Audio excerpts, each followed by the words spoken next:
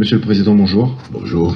Une délégation de l'Union africaine s'apprête à arriver à Libreville. Qu'attendez-vous de cette visite? Selon la tradition hospitalité gabonaise, nous allons l'accueillir. Les violences post-électorales au Gabon et le litige au sujet de la contestation électorale, notamment de l'opposition. Qu'allez-vous dire à cette délégation à ce propos? Il faut que l'on comprenne bien qu'à l'heure actuelle, il s'agit de respecter la loi.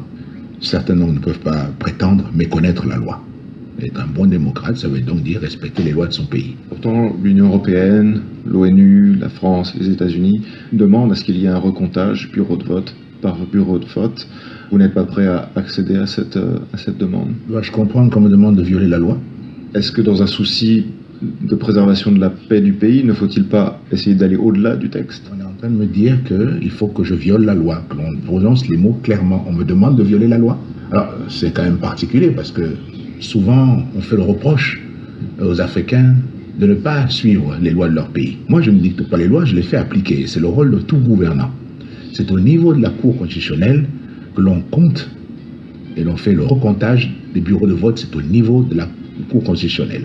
L'opposition dit qu'elle n'a pas confiance en cette institution, qu'elle juge biaisée et que les verdicts de la Cour constitutionnelle sont connus d'avance. Qu'est-ce que vous répondez à ça? Je réponds que lorsqu'un candidat de l'opposition gagne une élection qui est validée par la Cour constitutionnelle, curieusement, cette Cour constitutionnelle ne pose pas de problème. Et pourquoi donc les résultats pourraient être biaisés? Pourquoi? Mais vous avez emporté dans la province du Haut-Ogooué avec 95% des voix, une participation proche des 100%. Beaucoup crient à la fraude. Qu'est-ce que vous répondez à ces accusations? C'est étonnant que l'on crie à la fraude le résultat dans le Haut-Ogooué et on n'entend pas crier à la fraude alors que nous venons de présenter un personnage dont la mission était ici d'organiser cette fraude. Et je suis étonné qu'on n'en parle pas. On a du hacker ivoirien, mais il est pris dans le sac, la main dans le sac. Et c'est curieux qu'on n'en parle pas. En matière de résultats, c'est curieux aussi qu'on ne regarde pas les résultats dans d'autres endroits du territoire où M. Ping a fait les 100%. Là, il ne s'agit que de localités. L'Haut-Ogooué, c'est une province très importante, très peuplée. Mais il y a plusieurs localités et provinces pour lesquelles il y a des choses à dire. En ce qui concerne le Haut-Ogooué, nous faisons ce résultat grâce à la campagne honteuse de M. Ping, qui a stigmatisé les populations du Haut-Ogooué, qui nous a insultés, et qui a fait en sorte qu'il y ait une réponse massive, une mobilisation sans précédent des populations du Haut-Ogooué. Maintenant, la loi, elle est là. Si M. Ping a un problème, il va à la Cour constitutionnelle. Depuis longtemps, l'opposition accuse le pouvoir d'utiliser le Haut-Ogooué comme une variable d'ajustement dans les résultats. Est-ce que vous ne pensez pas qu'à l'avenir, les résultats du Haut-Ogooué devraient être publiés en premier et non pas en dernier? C'est extrêmement fâcheux de stigmatiser une province. Ici, dans notre pays, la plupart des hommes politiques ont un fief dans lequel il y a des résultats importants. Moi, je n'ai pas en 2009 eu ce même genre de réaction, alors qu'on sait très bien que, par exemple, certains de mes concurrents en 2009 ont fait des scores étonnants aussi dans leur province. Je ne m'en suis pas plaint. Votre adversaire, Jean Ping, se considère comme le président élu. Est-ce que vous n'avez pas l'impression qu'on est dans une impasse, là? Nous ne sommes pas dans une impasse. Lorsque M. Ping s'est proclamé président, il l'a fait que sur la base de 30% de résultats. Ensuite, lorsque ce monsieur, Yeo, a été donc arrêté, il n'avait pu étudier que 1500 à peu près PV. Donc, M. Ping n'a jamais été en possession de la globalité des PV sur l'ensemble du territoire. Pourtant, il s'est proclamé président. Mais néanmoins, Monsieur le Président, les PV sont sur papier. Comment peut-on les hacker, les falsifier par informatique alors qu'ils existent physiquement? Les résultats étaient transmis à M. Yeo et à partir de là, il a organisé toutes ces manipulations. C'est même pire, c'est-à-dire que M. Ping n'avait même pas les PV et pourtant il s'est déclaré vainqueur. Est-ce qu'un dialogue est possible avec Jean Ping, avec l'opposition? Pour l'instant, ce qui est important et ce qui est envisageable, c'est que nous respections tous la loi.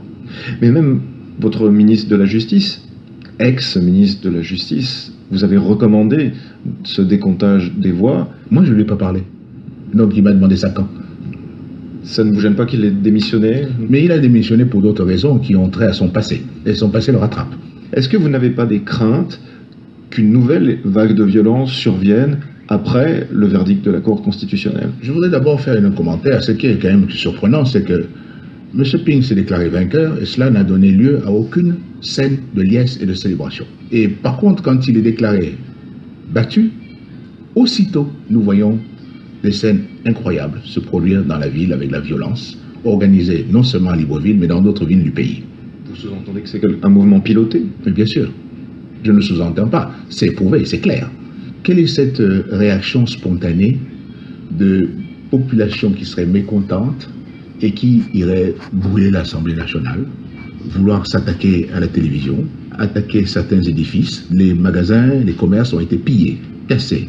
Nous avons arrêté ceux qui l'ont fait. Et puis qu'on m'explique, quel est le lien entre perdre une élection, protester et aller attaquer une prison pour délivrer les prisonniers? Et surtout les prisonniers, non pas politiques, car il n'y a pas de prisonniers politiques au Gabon, mais des prisonniers de droit commun, donc les grands criminels, l'on veut relâcher, remettre dans la nature. Expliquez-moi quel est le lien. Donc pour vous, ces séries de violences, de pillages, ce n'est pas un mécontentement politique face aux résultats? Pas du tout. Encore une fois, je viens vous parler des prisons qui ont été attaquées presque en simultané. Vous n'allez pas me dire que ce n'est pas une consigne. Nous sommes là devant des pillages qui ont eu lieu, où on est allé brûler, voler, vandaliser. Est-ce que vous considérez que le Gabon aujourd'hui est toujours une démocratie? Mais le Gabon est une démocratie. Je rappelle encore une fois que notre code électoral est un des plus sévères, stricts, et que notre processus a été conduit jusqu'au bout, jusqu'au jour où même nous avons voté dans le calme, vous l'avez vu. Quand un candidat perd, il a les voies de recours pour contester, il préfère envoyer des personnes aller brûler, mettre en danger et tirer sur les forces de l'ordre, monsieur. Il y a eu également des tirs de la part de ces forces de l'ordre. Est-ce que vous ne trouvez pas que l'action des forces de l'ordre a été trop brutale? Je peux vous dire que si l'action des forces de l'ordre avait été brutale, nous n'en serions pas là. Et que les forces de l'ordre sont à recommander pour le service qu'elles ont accompli. Quand on vous tire dessus, vous vous défendez. Hein? Bien, moi j'ai visité l'hôpital militaire, j'ai vu beaucoup de gendarmes et de policiers blessés, touchés. J'ai vu des gens qui ont été blessés par balle, alors qu'on ne vienne pas nous dire que c'était des manifestations pacifiques. Est-ce que la contestation politique doit mener à cela? Est-ce qu'il n'y a pas un message de votre part pour obtenir un apaisement? Mais nous ne faisons que ça. Moi, j'ai fait ces gestes. Ce ne sont pas mes militants qui sont allés dans la rue. Ce ne sont pas mes sympathisants qui sont allés dans la rue pour piller et casser. On sait d'où ils viennent. On sait qui en a donné l'ordre. Et encore illustré par le dernier ordre qui demandait à ce que l'on bloque économiquement le pays. Est-ce que ça doit nous amener à tout ça? C'est la question qu'on se pose. Monsieur le Président, je vous remercie.